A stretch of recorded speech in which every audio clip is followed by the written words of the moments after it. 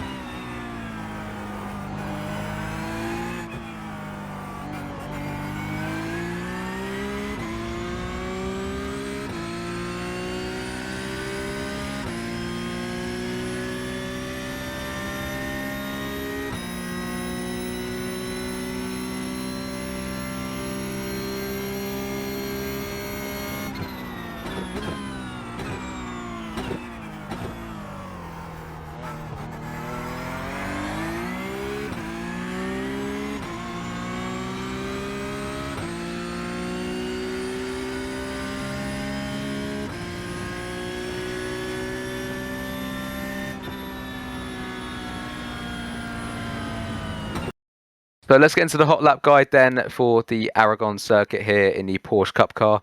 Now, as I said at the start of the video, quickly becoming one of my favourite tracks to drive, especially in this car actually. Just flows really nicely, and I'll show you what I mean throughout the video. But you start coming across the final corner completely flat out, using all of the track that you can, and then completely flat across the start-finish line, heading down to start your lap into turn one. So you're going to be wanting to use all the track on the right-hand side, all of the curbing, just to open up turn one. So notice I drive slightly right onto the curb, and then slam on the brakes just after the 150 meter board. And then using all of that curb on the right-hand side, and then getting as close as you can to this red line, red curb here. They're a bit strange to this circuit. They're not really sausage curbs. They're sort of circles or spheres, or whatever you want to call them. But they can do a lot of damage, so just be careful you're not hitting any of these red things, because they'll send your car to Mars. But yeah, braking on the curb into turn one.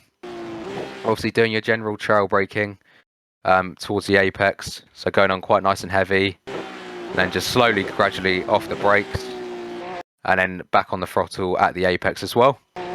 Using all of the curb on the exit as well, and then opening up turn two. And again, I'm all the way to the edge of the grass here, which is a common theme here. You can get away with using quite a lot of the runoff and quite a lot of the curbs. So it's something to bear in mind across the whole lap. And then again, opening up turn three, completely off the track pretty much here as well. Slight lift, slight dab of brake as well, just to get the nose in. And then using all of the exit curb that you can. I'll just run that through for you once more. It all happens quite quickly, so we're going to cockpit cam here. So yeah, flat out through there, opening up turn three, all the way off the track. Slight lift and also dab of the brake, you'll notice as well. Also, you want to make sure you're not hitting this red sausage, as it will just send you wide. So you're aiming to get your front tyre just in that little gap there, just before the sausage curb. And then the car doesn't mind that at all. Use all of the curb on the exit. and then braking into this double left apex corner. This one's slightly tricky. It's very easy. Obviously, you're loading up the right front, braking into this corner, so very easy to lock your front left tyre. So be very careful with that you're not braking too hard at the initial apex. So notice here, I'm just getting onto the brakes as we go across this curb, but not too hard, just to make sure we avoid locking the tyres. And then I'm just holding the brakes around 40% to 50% all the way into the braking zone. You notice I didn't really go above 50% that whole time. And that's just to make sure we gently bring the car to a stop without locking the brakes, getting it nice and wide on the entry of the corner. And just being really patient here. It's quite a wide corner, so you want to be really patient. Just wait until you're at the right point in the corner to apex. And then cranking the lock on at the apex. Again, not touching this sausage curb as it's quite a big one. So we'll just send you wide and you'll lose time. And then on the throttle as early as you can, straighten up the exit of the corner so you're facing towards this curb. And then you can run the curb all along here onto the next corner. Cut this curb as well slightly. Let me just go outside the car again. So yeah, all of the curb on the entry. Apexing it midpoint of the corner and using all of the curb on the exit as well. Cut across that little strip there as well. And then again, you've got this sort of, you're turning whilst braking again into this corner. So another very tricky braking zone. Very easy to brake too late for this corner. So you're looking to brake just after this line here, which is the 100-meter board, which is in line with. It's very easy to, it looks like you need to brake later than you do. So actually, in fact, when you're braking for this corner, you want to brake earlier than you think. Because a lot of times in practice, I was running slightly too late into the corner of the brakes and just running wide. So onto the brakes again, not using too much pressure, about 50 or 60% maximum peak. Then getting back on the throttle as early as you can and using all of the curb on the exit as well. And then straight lining this curb all the way down as we plunge downhill for the next tricky little chicane. Again, in early, make sure we're not touching this curb too much as it will unsettle the car. And then you're opening up this hairpin. You notice I'm peeling back to the right hand side of the track just to open this section up. And then you want to initially carry into second gear to the corner, and then at the apex you notice I'm back into first gear just to get extra rotation on the apex of the corner. And you can use quite a lot of this curb as well. So you know, don't be afraid to use this inside part of the green strip as well.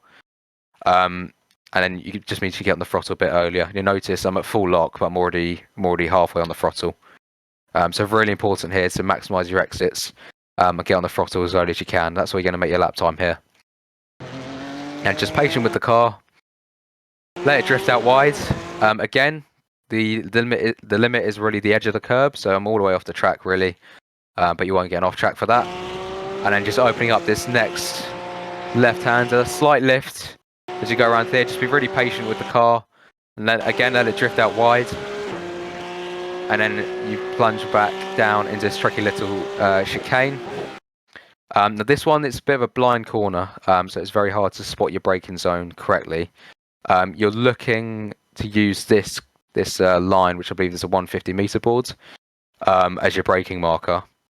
So as you head into the corner, I'm braking just as we pass the 150-meter board, just to make sure we get it slowed down in time, using all of the curb on the entry. Excuse me. And then making sure we hit this apex. And you can use that curb slightly just to rotate the car. It's not necessary, it's really up to you whether you use it or not. And then back on the throttle as early as you can. And you will feel the rear end come away from you slightly around this corner. It's actually one of my favourite corners on the circuit. This section as a whole, just when you're filling it through, and it's a bit Mickey Mouse sort of section. But yeah, just coming off the throttle slightly there, just as we're feeling the tyres go away from us, just making sure we keep the rear end in check. And then using all of the exit curve again, which also opens up the next chicane as well. So yeah, just slightly come off the throttle there, using all of the exit curve, and just steadily into this chicane. And then you want to compromise the first part of this chicane.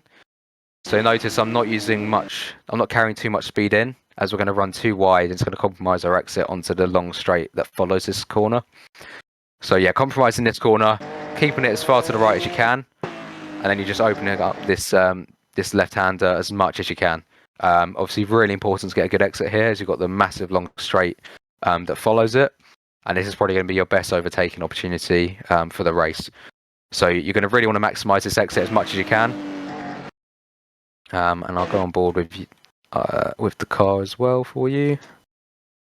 So yeah, firstly into chicane, keeping it to the right, and then you're aiming to get your tyre just in line with that red sausage curb on the throttle as early as you can. You can use as much of the runoff as you can, really, as well, as long as you're not going too far off.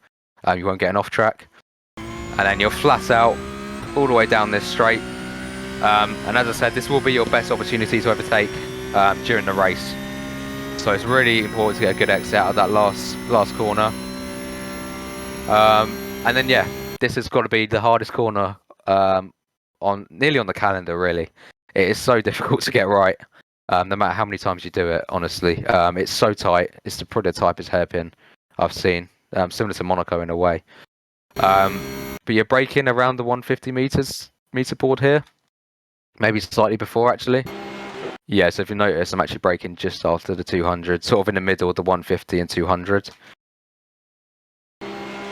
Now, you notice go to 100% peak pressure just initially, just to get the initial braking done, and then you're coming straight off and trailing into the corner.